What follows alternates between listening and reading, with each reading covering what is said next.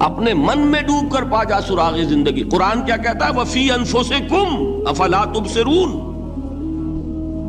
اور تیسری اہم ترین آیات کیا ہے؟ آیات قرآنیہ. ان تینوں میں گہرا ربط ہے. آیات آفاقی، آیات انفسی، آیات قرآنی. ان میں تدبر کے ذریعے، غور و فکر کے ذریعے انسان ایمان حاصل کرے. یہ ٹاپ کا ایمان ہے، یہ انٹلیکچوئلز کا ایمان ہے، یہ صدیقین کا ایمان ہے. نمبر 2، ایک ایمان ہے عوام کے لیے، اس کے دو راستے ہیں. نمبر 1، صاحب یقین کی صحبت. جس کے اندر یہ ایمان پیدا ہو چکا ہو، آپ اس کے قریب رہیے. اگر بھٹی کے سامنے بیٹھیں گے حرارت پہنچے گی، اگر آپ برف کی سل کے قریب ہوں گے ٹھنڈ پہنچے گی. صاحب امین، صاحب ایمان کی صحبت اختیار کریں گے، ایمان سرات کرے گا. یہ ہے عوام کے لیے صحبت. کونوا مع الصادقین، ان کی صحبت اختیار کرو. تیسرا ذریعہ ہے جو ہمارے لیے خاص طور پر جو مسلمان پیدا ہوئے. اب ایک بچہ ہے 7 سال کا، آپ نے نماز پڑھنے کی عادت ڈال دی، پڑھ رہا، اگرچہ غیر شعوری عمر سے شروع کر دیا اس نے. روزہ رکھتا ہے، 9 برس کا ہو گیا، روزہ رکھنا شروع کیا. یہ اعمال جو ہیں ان سے بھی ایک یقین پیدا ہوتا ہے. جیسے یقین سے عمل پیدا ہوتا ہے، ایسے ہی عمل سے بھی یقین پیدا ہوتا ہے. جب مداومت کرتے رہیں گے اس پر تو اس سے بھی ایک یقین کی کیفیت انسان میں پیدا ہو جاتی ہے. سورہ حجرات میں جو بحث آئی ہے اس کے آخر میں یہی ہے کہ اے نبی، یہ بدو جو دعوے دار ہیں ایمان کے، یہ آپ پر احسان دھر رہے ہیں. یمنون علیک ان اسلموا قل لا تمنوا علی اسلامکم بل اللہ یمن علیکم ان ہداکم للایمان ان کنتم صادقین. یہ آپ پر احسان دھر رہے ہیں کہ ایمان لے آیا. نبی ان سے کہیے مجھ پر اپنے ایمان کا کوئی احسان نہ دھرو، اپنے اسلام کا، بلکہ اللہ تم پر احسان دھرتا ہے کہ اس نے تمہیں ایمان کے راستے پر ڈال دیا ہے. جب اسلام پر آ گئے ہو تو عمل کرتے رہو گے. ان تطیعوا اللہ ورسولہ، اگر عمل کرتے رہو گے تو اس عمل کے ذریعے سے بھی تمہارے اندر ایمان پیدا ہو جائے گا. تو یہ 3 راستے ذہن میں رکھیے. جو عوام ہے، غور و فکر، سوچ بچار، اس کی صلاحیت نہیں یا مواقع نہیں، ان کے لیے یہ 2 راستے ہیں، یقین بذریعہ عمل اور یقین بذریعہ صحبت. یہاں سے اٹھا رہے ہیں لوگوں کو، بار بار یہیں آ جاتے ہیں، لیکن ان کو دقت ہوتی. یہاں پہ کوئی صاحب پہلے سے روک دیا کرے نا، جو بعد میں گڑبڑ ہوتی ہے. تو ایک ایمان ہے انٹلیکچوئلز کا، صدیقین کا، جن کو قرآن کہتا ہے اولو الالباب الذین یعقلون. ان فی خلق السماوات والارض واختلاف اللیل والنہار لآیات لأولی الالباب. ہوش مندوں کے لیے، عقل مندوں کے لیے، غور و فکر کرنے والوں کے لیے، اصحاب دانش و بینش کے لیے ہماری کائنات میں ہماری نشانیاں ہیں. غور کرو اور ہمیں پہچانو، خود اپنے اندر جھانکو اور ہمیں پہچانو. اور ہماری آیات جو ہیں ہمارے کلام کی، اس کی آیات جو ہیں ان میں وہ ایمان رچا بسا ہوا ہے. ان پر غور کرو، غوطہ زنی کرو. قرآن میں ہو غوطہ زن ہے مرد مسلمان. یہ ہے ٹاپ کا ایمان، یہ ہے اصل وہ ایمان کہ جو مطلوب ہے. اب باقی حضرات جو ہیں ان کے قریب رہیں گے، ایمان حاصل کر لیں گے، اور جو اعمال اللہ نے بتائے ہیں ان پر عمل کرتے رہیں گے، ایمان حاصل. اب دوسری بات کی طرف آئیے. نفاق سے کیسے بچا جائے، اس کے لیے بھی 3 عمل ہیں. پہلی چیز، اور 2 چیزیں تو وہ ہیں کہ جو سورہ منافقون ہی کے دوسرے رکوع میں بیان ہوئی. پریونشن کیسے ہوگی، بچو گے کیسے؟ دوام ذکر، اللہ کو یاد رکھو. یا ایھا الذین آمنوا لا تلہکم اموالکم ولا اولادکم عن ذکر اللہ ومن یفعل ذلک فاولئک هم الخاسرون. دل کو غفلت میں مت آنے دو. دل غافل ہوگا، شیطان کا ڈیرا بن جائے گا. وہ دوام ذکر میں، البتہ یہ ذہن میں رکھیے کہ دوام ذکر کا ذریعہ کیا ہے، اس میں مغالتے ہیں لوگوں کو. جو سب سے بڑا ذکر ہے اس کو بھولے ہوئے ہیں. اور جو تیسرے چوتھے نمبر کا ذکر ہے اس کو سمجھ بیٹھے ہیں کہ بس یہی ذکر ہے. سب سے بڑا ذکر، مجسم ذکر قرآن ہے. الذکر انا نحن نزلنا الذکر وانا له لحافظون. وہ الذکر کون سا ہے؟ قرآن. اسی کو فرمایا، میں نے وہ آیت سنائی تھی کہ لوگ تنزیہ کہتے تھے، یا ایھا الذی نزل علیہ الذکر انک لمجنون. حضور سے مخاطب ہو کر کہتے ہیں فلاں جس کے اوپر کے اس کے خیال کے مطابق ذکر نازل ہوا ہے، ہم تو تمہیں پاگل سمجھتے ہیں. وہاں بھی لفظ کیا ہے؟ الذکر. تو معلوم کیا ہوا؟ انا انزلنا الیک الذکر لتبین للناس ما نزل الیہم. یہ الذکر ہے.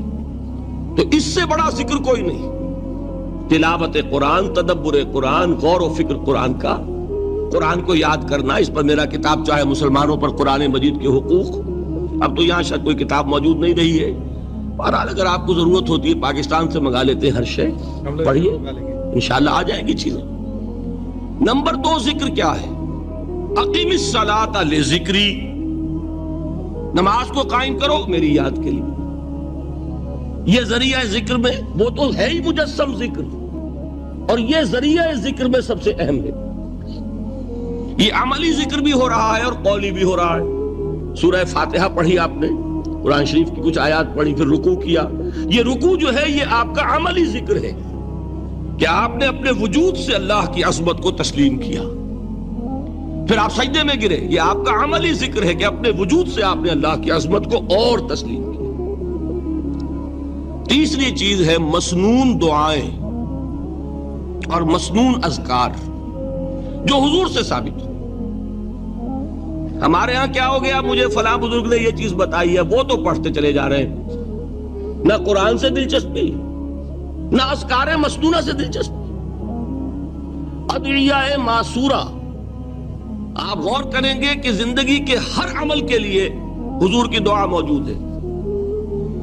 صبح اٹھے دعا ہے، آنکھ کھلتے ہی بیت الخلاء میں داخل ہونے لگے دعا ہے، نکلے دعا ہے، وضو کرنے بیٹھے دعا ہے، فارغ ہوئے دعا ہے، مسجد کے لیے گھر سے نکلے دعا ہے، مسجد میں داخل ہوئے دعا ہے. مسجد میں تو ہے ہی ذکر، نماز ہے، تلاوت ہے. باہر نکلے دعا ہے، گھر میں داخل ہونے لگے پھر دعا ہے.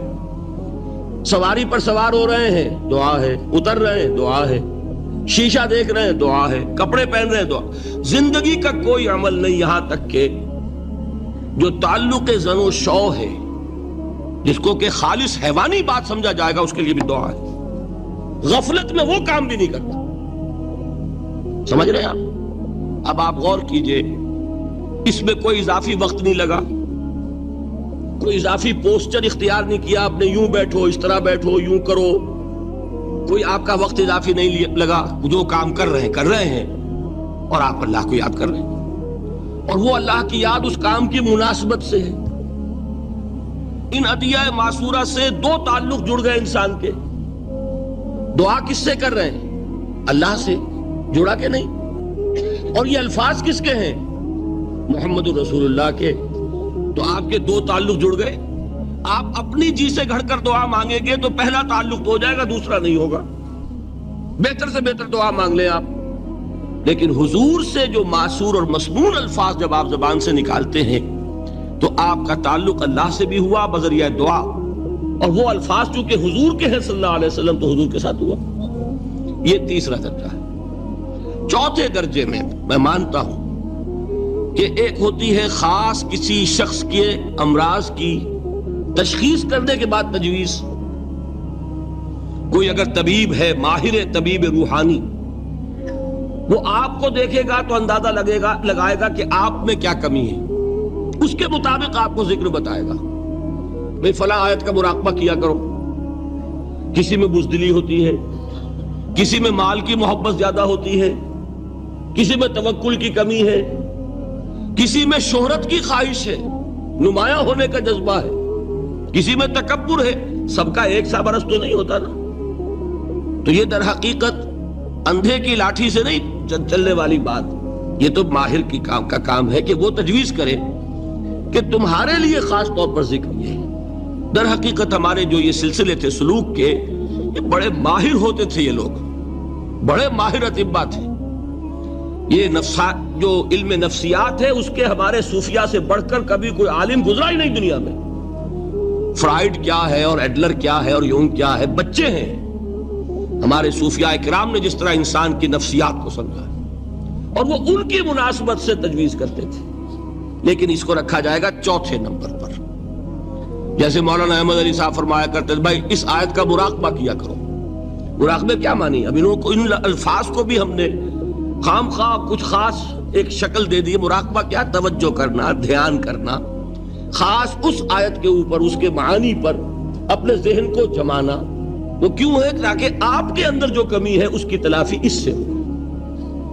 لیکن یہ کہاں آئے گا؟ چوتھے نمبر پر. سمجھ گئے؟ تو نفاق سے بچنے کا ذریعہ، پریونشن کیا ہے نفاق سے؟ دوام ذکر. نہ تمہیں تمہاری اولاد، نہ تمہارے اموال، نہ تمہاری تجارت، نہ کاروبار اللہ کے ذکر سے غافل نہ کر سکے. پنجابی میں کہتے ہیں کہ ہتھ کارول اور دل یارول. کام کر رہے ہیں آپ، لیکن یہ کہ دل اللہ کے ساتھ لگا ہوا ہے.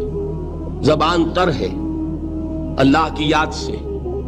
جو قرآن یاد ہے، گاڑی میں آپ بیٹھے جا رہے ہیں، 2 گھنٹے آپ کو کار میں لگانے ہیں، قرآن شریف پڑھتے جائیے. اس سے بڑا ذکر ہی کوئی نہیں. یہ ہے پریونشن. اب اگر مرض ہو جائے تو کیا ہو؟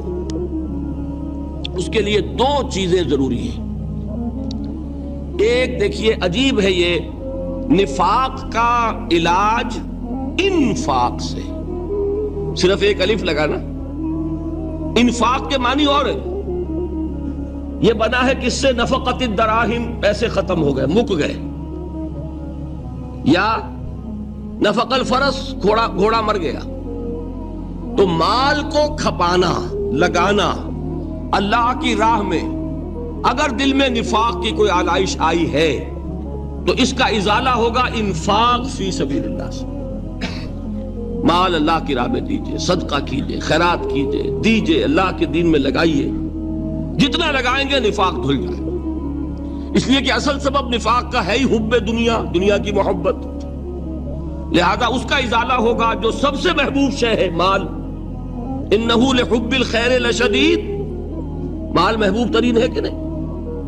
لہذا اس کو اللہ کی راہ میں لگائیں گے تو وہ نفاق دھل جائے گا. اور ایک اور چیز ہے جو بہت اہم ہے، بہت ہی شعوری طور پر اس کا اہتمام کیجئے. جس وقت دین کے کسی فرض کی انسان کو سمجھ آ جائے، اس کا شعور پیدا ہو جائے، پھر ڈیلے نہ ہو. ذرا سا ڈیلے جو ہے اس پر عمل کرنے میں، یہ در حقیقت نفاق کو جڑ پکڑنے کا موقع دینا ہے. Immediate action. ایک بات سمجھ میں آ گئی، فوراً عمل کرو. اس میں شیطان کیا کرتا ہے؟ ذرا ٹھہر جاؤ، ابھی دیکھو یہ فرض ہے، یہ ذمہ داریاں ہیں، یہ کرنا ہے، اور پھر لگا دینا اپنے آپ کو. بہت سے لوگ کہتے ہیں بس یہ ریٹائرمنٹ کے بعد تو سارا میں دین کے لیے وقف کر دوں گا. اول تو خدا کے بندے تمہارے اندر رہ کیا جائے گا ریٹائرمنٹ کے بعد؟ سارا تو کھپ چکو گے، رہ کیا جائے گا؟ دوسرے یہ کہ یہ بھی جان لیجئے کہ کار دنیا کسے تمام نہ کر. ریٹائرمنٹ کے بعد کون فارغ ہو جاتا ہے؟ بیٹوں بیٹیوں سے فارغ ہوئے تو پوتے پوتیاں موجود ہیں، نواسے نواسیاں موجود ہیں. کبھی بھی وہ بوجھ ختم نہیں ہوتا زندگی کا. وہ تو یہ کہ آج بات سمجھ میں آئی ہے تو آج عمل ہونا چاہیے. قرآن مجید میں سورہ انعام میں بڑی شدید وعید آئی ہے. الفاظ ہیں یہ، وَنُقَلِّبُ أَفْئِدَتَهُمْ وَأَبْصَارَهُمْ كَمَا لَمْ يُؤْمِنُوا بِهِ أَوَّلَ مَرَّةٍ. انسان پر ایک حقیقت کا انکشاف ہوا کہ یہ بات حق ہے، فوراً تسلیم کرے. کسی مصلحت کی وجہ سے، کسی بزدلی کی وجہ سے، کسی لالچ کی وجہ سے، کسی اپنی سیادت یا قیادت کی وجہ سے. کیسے مان لوں؟ لوگ کہیں گے کہ یہ نیچے ہو گیا، وہ اونچا ہو گیا جس کی بات مانی. کسی وجہ سے رک گئے تو اللہ تعالیٰ اندر سے وہ جو استعداد ہے حق کو پہچاننے کی وہ سلب کر لیتا ہے.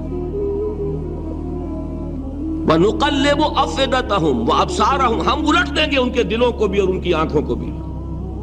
کیوں؟ کما لم یؤمنوا بہ اول مرہ، اس لیے کہ وہ پہلی مرتبہ جب انکشاف حق ہوا ہے وہ ایمان نہیں لائے۔ اس کا میں ایک واقعہ آپ کو سنانا چاہتا ہوں کہ کس طرح صحابہ کرام پر بھی وقتی طور پر یہ واقعہ اگر صحابہ کرام کا نہ ہوتا تو یہ حقائق سمجھ میں نہ آتے۔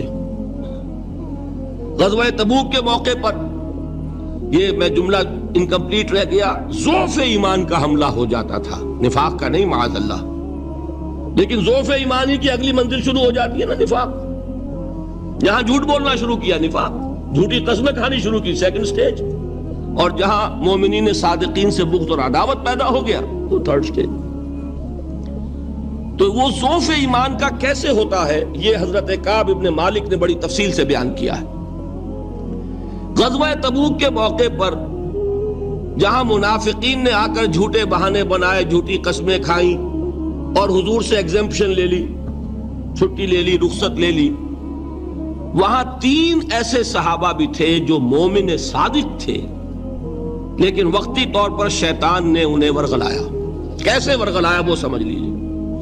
کعب ابن مالک نے تفصیل سے بیان کیا ہے، اور میرے نزدیک یہ جہاں تک میرا مطالعہ ہے طویل ترین حدیث ہے، بخاری اور مسلم میں بھی موجود ہے۔ حضور جب واپس آئے ہیں اور اب آپ نے ایک ایک کو بلایا، جن لوگوں نے تو پہلے جھوٹی قسمیں کھا لی تھی ان کو تو بلانے کی ضرورت نہیں تھی، لیکن کچھ لوگ ایسے بھی تھے کہ جنہوں نے ایگزمپشن بھی نہیں لی تھی اور گئے بھی نہیں تھے۔ اب ان کو آپ نے ایک ایک کر کے پیشی ہوئی، آپ کیوں نہیں گئے تھے؟ تو اب جو منافقین تھے ان میں سے انہوں نے اس موقع پہ جھوٹی قسمیں کھا لی۔ خدا کی قسم حضور ہم تو بالکل تیار تھے، پوری میں نے تیاری بھی کر لی تھی، پورا ارادہ تھا، یہ وقتی طور پر یہ مصیبت مجھ پر آ پڑی۔ جس نے قسم کھائی انہوں نے کہا اچھا ٹھیک ہے جائیے۔ کعب ابن مالک کی باری آئی تو ان کے الفاظ اپنے یہ کہ جب میں پیش ہوا تو حضور کے چہرے مبارک پر ایک غصے والی مسکراہٹ تھی، زہر خند کہتے ہیں، ایک مسکراہٹ ہے لیکن غصے کے ساتھ، غضبناک۔ آپ فرمائیے آپ کیوں نہیں گئے؟ حضرت کعب یہ فرماتے ہیں کہ میں نے عرض کیا کہ حضور زبان میرے پاس بھی ہے، جھوٹ میں بھی بول سکتا ہوں، لیکن جھوٹ بول کر میں اس وقت آپ کی ناراضگی سے تو بچ جاؤں گا لیکن اللہ کے پکڑ سے نہیں بچ سکوں گا۔ میں اعتراف کرتا ہوں کہ جتنا صحت مند میں اس زمانے میں تھا کبھی نہیں تھا، جتنا فارغ البال اس وقت تھا کہ میرے پاس ساز و سامان موجود تھا راستے کے لیے، اتنا میں کبھی نہیں تھا۔ لیکن ہوا کیا؟ ہوا یہ کہ مجھے میرے نفس نے، شیطان نے پٹی پڑھائی۔ وہ پٹی کیا پڑھائی کہ حضور تو 30,000 کے لشکر کے ساتھ چلیں گے تو لشکر تو سلولی موو کرے گا نا، تمہارے پاس بڑی تکڑی، بڑی توانا صحت مند اونٹنی ہے، تم ذرا 2 دن بعد چلنا تیزی کے ساتھ اور حضور سے مل جانا، بس یہ تاخیر کارواں۔ تو انہیں خیال آیا کہ ابھی 2 دن گھر کی ٹھنڈی چھاؤں ہے، میں یہاں پہ جو آرام ہے وہ کر لوں۔ مجھے جگر کا شعر یاد آیا ہے کہ تپتی راہیں مجھ کو پکاریں، دامن پکڑے چھاؤں گھنیری۔ ایک طرف فرض کی پکار ہے، اس میں تو ظاہر بات ہے کہ وہ تپتی راہیں ہیں، لا تنفروا فی الحر سنا چکا ہوا آیت۔ یہاں گھر میں، نخلستان میں، کھجوروں کی چھاؤں میں، اہل و عیال میں یہ ٹھنڈی چھاؤں جو ہے یہ پکڑ رہی ہے، بھائی 2 دن ٹھہر کے چلے جانا، ٹھیک ہے، کوئی نیت میں خرابی نہیں ہے نا۔ اس کے بعد پھر جب ابھی 2 دن اور ٹھہر جاؤ، یہ تو بڑا لمبا سفر ہے، ذرا تیز اور دوڑ لینا۔ تو فرماتے ہیں کہ حضور میں اسی طریقے سے تاخیر و تعویق میں پڑا رہا، یہاں تک کہ ایک روز اچانک مجھ پر یہ چیز منکشف ہوئی کہ اب تو میں چاہے کتنا بھی تیز چل لوں میں آپ سے نہیں مل سکتا، میرے اعصاب ڈھیلے ہو گئے، اس طرح میں محروم رہ گیا۔ حضور نے بائیکاٹ کا حکم دیا صحابہ کو، 3 صحابہ تھے ایسے، 2 اور تھے جنہوں نے اسی طریقے سے اعتراف کیا۔ حضور نے حکم دے دیا کوئی ان سے گفتگو نہ کرے، سوشل بائیکاٹ۔ بڑی سخت سزا تھی جو دی گئی ہے، اس کی بڑی تفاصیل ہے، اللہ تعالیٰ شوق دے تو وہ حدیث پوری پڑھیے، میں نے تو 2 جمعوں میں ایک مرتبہ صرف اس ایک حدیث کو بیان کیا تھا۔ شاید کہیں کیسٹس ہوں میرے ہاں، ہمارے نمبر کوئی مجھے یاد نہیں ہے، لیکن یہ بڑی عجیب حدیث ہے۔ لیکن اس میں جو اصل سبق ہے وہ کیا ہے؟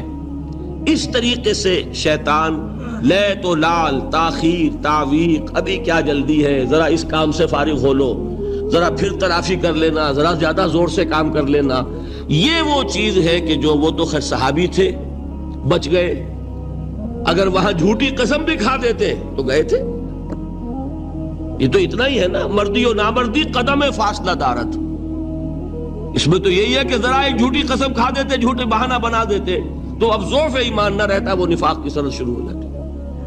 وہ اللہ تعالیٰ نے ان کو بچایا، لیکن یہ کہ ہم کیسے بچیں گے اگر ہم نے یہ روش اختیار کی؟ لہذا 3 کام، دوام ذکر نمبر 1، اس کی میں شرح کر چکا ہوں، 4 اذکار یاد کر لیجئے گا ان کو، ورنہ کیا فائدہ۔ نمبر 2، انفاق فی سبیل اللہ، نفاق کا علاج انفاق سے۔ نمبر 3، یہ عادت اپنے اندر پیدا کیجئے شعوری طور پر کہ جب ایک حقیقت واضح ہو جائے فوراً اعتراف کہ ہاں بھائی بات ٹھیک ہے آپ نے۔ جب ایک فرض کا احساس ہو جائے فوراً اس کی ادائیگی کے لیے آغاز۔ تاخیر و تعویق ہے کہ جس سے پھر نفاق کو موقع ملتا ہے۔ اللہ تعالیٰ مجھے اور آپ کو حقیقی ایمان عطا فرمائے اور نفاق سے بچائے رکھے۔ اب آئیے حقیقت و اقسام شرک پر۔ دیکھیے، ہر شخص یہ جانتا ہے کہ اسلام دین توحید ہے۔ ایک لفظ میں اگر کہیں گے تو اسلام کا سب سے بڑا وصف، سب سے بڑی علامت توحید۔ وہ جو اقبال نے کہا کہ توحید کی امانت سینوں میں ہے ہمارے، آسان نہیں مٹانا نام و نشاں ہمارا، تو توحید ہے۔ توحید کی ضد ہے شرک، ٹھیک؟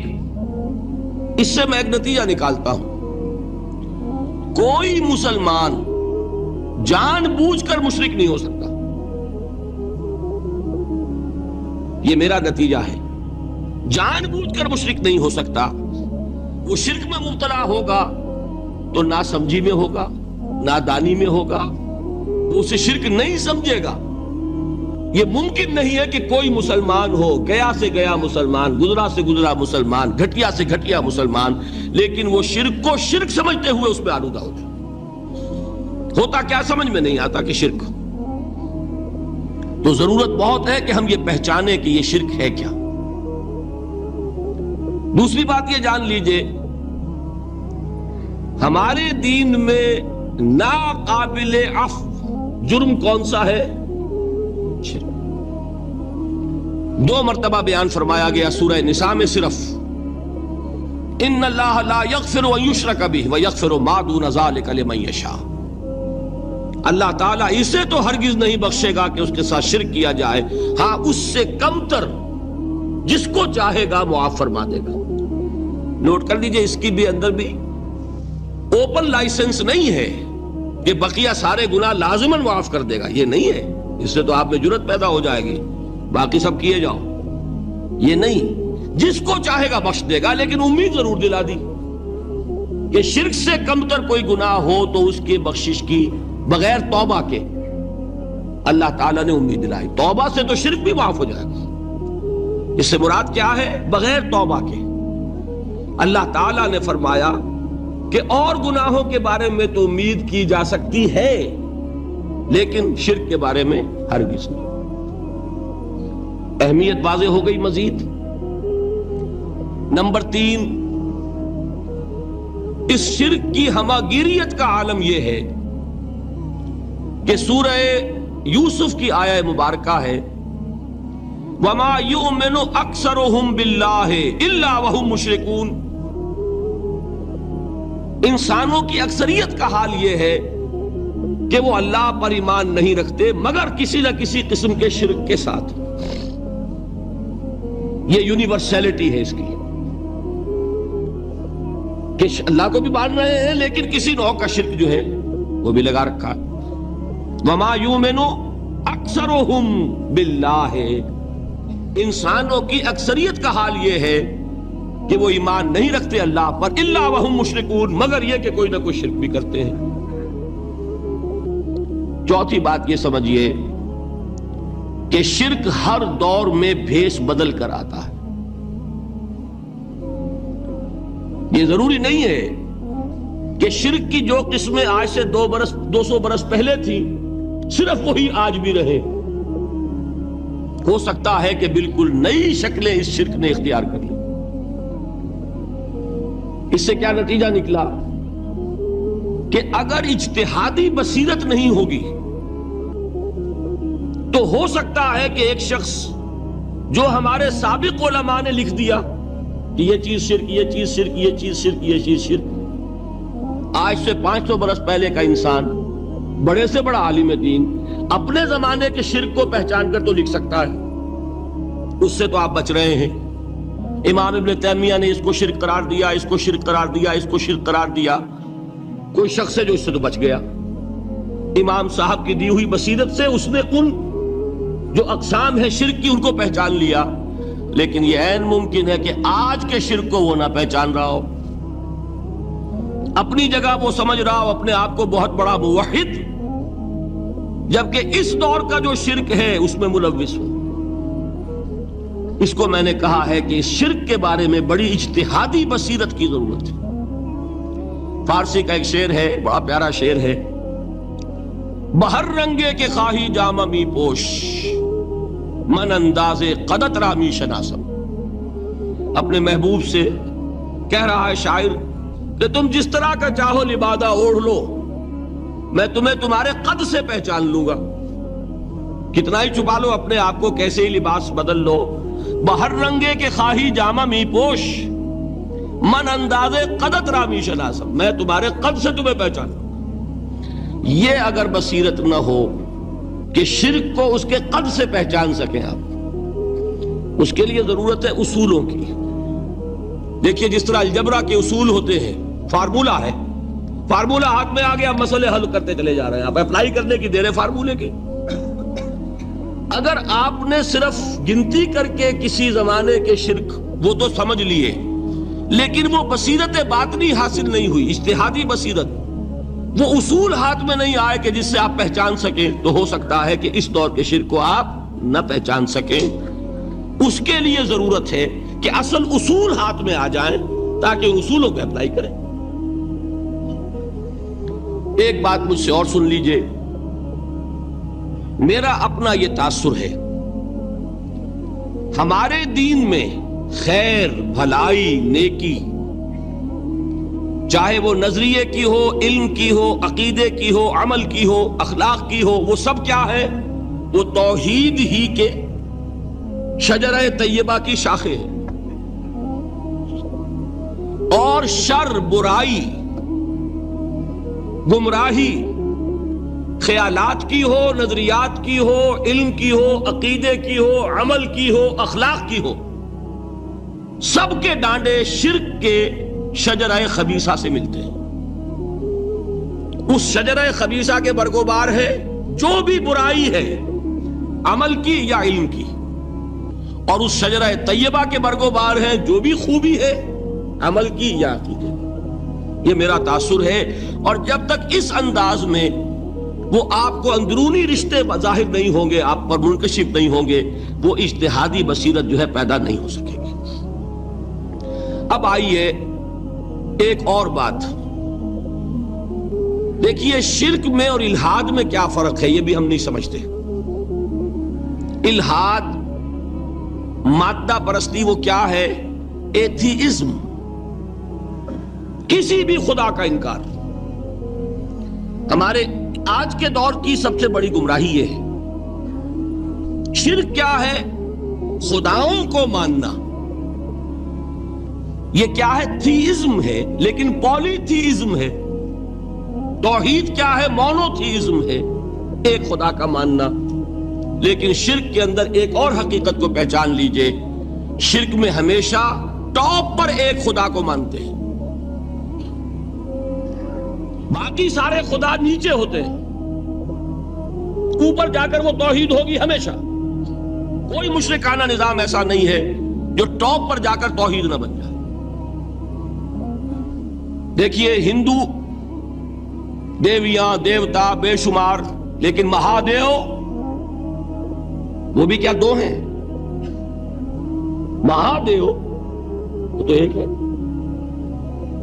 انگریزی میں گاڈز گاڈیسز، لیکن وہ چھوٹے جی سے لکھے جائیں گے.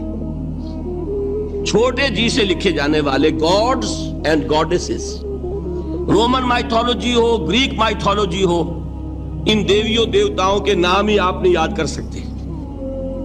لیکن گاڈ بڑے جی سے وہ ایک ہے کہ نہیں؟ ٹاپ پر جو ہے وہ ایک ہے. اس کو وہ بھی مانتے ہیں کہ اومنی پوٹنٹ، اومنیشنٹ، اومنی پریزنٹ، علی کل شیء قدیر، بکل شیء علیم، ہر جگہ موجود. وہ تو ایک ہی ہے، وہ تو کیپٹل جی سے لکھا جائے گا. باقی اس کے نیچے فوج ہے دیویوں کی، دیوتاؤں کی، خداؤں کی اور خدانیوں کی، وہ گاڈز اینڈ گاڈیسز ہیں. عرب میں کیا تھا؟ میں نے پہلے آپ کو وہ دو مثالیں دے دی ہیں، تیسری اور ایران کی لے لیجئے. خیر کا خدا اور شر کا خدا اور، ایک یزداں ایک اہرمن. ٹھیک، سنویت ہو گئی نا، دو خداؤں کو مانا. لیکن وہی ہیں جو خدائے خدائے گاں، خداؤں کا خدا، اس کو ایک ہی مانتے. یہی معاملہ عرب میں تھا. اللہ وہ ایک ہی تھا ان کے ہاں. قرآن میں آتا ہے ان سے پوچھئے وَلَئِن سَأَلْتَهُم مَّنْ خَلَقَ السَّمَاوَاتِ وَالْأَرْضَ لَيَقُولُنَّ اللَّهُ. جب ان سے کہا جاتا ہے کہ کس نے پیدا کیا آسمان اور زمین کو، یہ فوراً کہیں گے اللہ نے. فَأَنَّىٰ يُؤْفَكُونَ. تو یہ ماننے کے بعد کدھر جا رہے ہیں؟ وہ کیا کہتے تھے کہ وہ بڑا اللہ تو ایک ہی ہے، لیکن چھوٹے آلہہ ہیں. آلہہ اور اللہ میں وہی فرق ہے جو کیپٹل جی کا گاڈ اور چھوٹے جی سے گاڈز اینڈ گاڈیسز. وہی فرق ہے کہ جو مہادیو اور دیویوں اور دیوتاؤں میں ہے، وہی وہاں تھا. اللہ وہ ایک اور سپریم، سب سے بالا تر، اس سے اوپر کوئی نہیں، تخلیق میں اس کا کوئی ساجی نہیں. لیکن اس نے کچھ آلہہ ہیں جنہیں کچھ اختیارات تقسیم کیے ہوئے ہیں. کچھ اس کے لاڈلی ہستیاں ہیں جو سفارش کر سکتی ہیں. بس یہ شرک تھا مشرکین مکہ. بات سمجھ رہے ہیں؟ اس کا جائزہ لیں گے تو آپ کو، اور جو آج شرک کی اقسام میں بیان کروں گا اس کو ہاتھ میں لیں گے تو کسی موحد کا تلاش کرنا مشکل ہو جائے گا.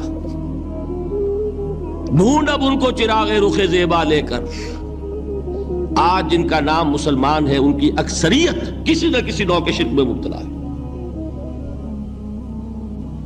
اب آئیے اقسام شرک. اقسام شرک میں بھی وہی کیفیت ہے جو نفاق کے بارے میں میں نے عرض کی تھی کہ ایک تقسیم یہ ہے جو علماء نے کی ہے، ایک ہے عقیدے کا نفاق، ایک ہے عمل کا نفاق. اسی طرح ایک ہے عقیدے کا شرک، ایک ہے عمل کا شرک. عقیدے میں نہیں ہے، عمل میں ہے. ایک تقسیم آپ نے سنی ہوگی شرک جلی، شرک خفی. ایک ہے ننگا شرک، کھلم کھلا شرک. ایک ہے چھپا ہوا شرک جو نظر نہیں آتا. لیکن ایک مغالطہ اپنے دل سے نکال دیجئے، بعض لوگ شرک خفی کو شرک نہیں سمجھتے. یہ بہت بڑی غلطی ہے. اگر وہ شرک نہ ہوتا تو حضور اسے شرک نہ کہتے. کوئی اور لفظ، عربی زبان کا دامن جو ہے محدود نہیں ہے، پھر اس کے لیے کوئی اور لفظ اختیار فرمایا جاتا ہے. وہ شرک، لیکن ایک شرک ہے جلی جو نمایاں ہے، نظر آ رہا. ایک ہے شرک خفی جو نظر نہیں آ رہا. اور وہ کتنا خفی ہو سکتا ہے اس کی ایک مثال دی حضور نے. شرک خفی اتنا خفی ہو سکتا ہے، ذرا مبالغہ دیکھیے جو حضور نے بات کو سمجھانے کے لیے مثال میں جو مبالغہ اختیار فرمایا. ایک سیاہ اندھیری رات میں ایک سیاہ پتھر پر ایک سیاہ چیونٹی کو رینگتے ہوئے دیکھنا جتنا مشکل ہے، اتنا ہی شرک خفی کا پہچاننا مشکل ہے. بتائیے، آپ نے فرمایا انا افصح العرب، میں عرب کا فصیح ترین انسان ہوں. اس سے آگے کوئی مثال دی جا سکتی؟ اندھیری رات، تاریک رات، پتھر سیاہ، چیونٹی سیاہ، کون دیکھ سکتا؟ جتنا اس کو دیکھنا ناممکن ہے اتنا ہی شرک خفی کا پہچاننا مشکل ہے. گویا کہ اس سے تو اللہ ہی بچائے گا تو انسان بچے گا۔ ایک آخری بات تمہیداً اور عرض کر دوں، پھر میں چلوں گا اقسام پر۔ میری جو باتیں آپ کے سامنے آئی اس سے ایک منطقی نتیجہ نکلتا ہے، کوئی شخص اگر حقیقتاً شرک سے بچ جائے، واقعتاً شرک سے بچ جائے، ہر قسم سے بچ جائے، اس سے بھی اوپر کوئی انسان ہوگا۔ گویا کہ یہ آخری منزل ہے، یا یوں کہیے کہ جس شخص کے بارے میں اللہ تعالیٰ یہ مان لے کہ میرا یہ بندہ شرک سے بری ہے، اس سے بڑی سند کوئی ہے؟ دی ہائیسٹ ٹیسٹیمونیل، سب سے بڑی سند، سب سے بڑی تعریف جو بندے کی ہو سکتی ہے وہ کیا ہے؟ یہ مشرک نہیں۔ یہی وجہ ہے، دیکھیے آپ قرآن مجید میں حضرت ابراہیم کے ذکر میں دیکھیں گے، ابراہیم کا مقام کیا ہے؟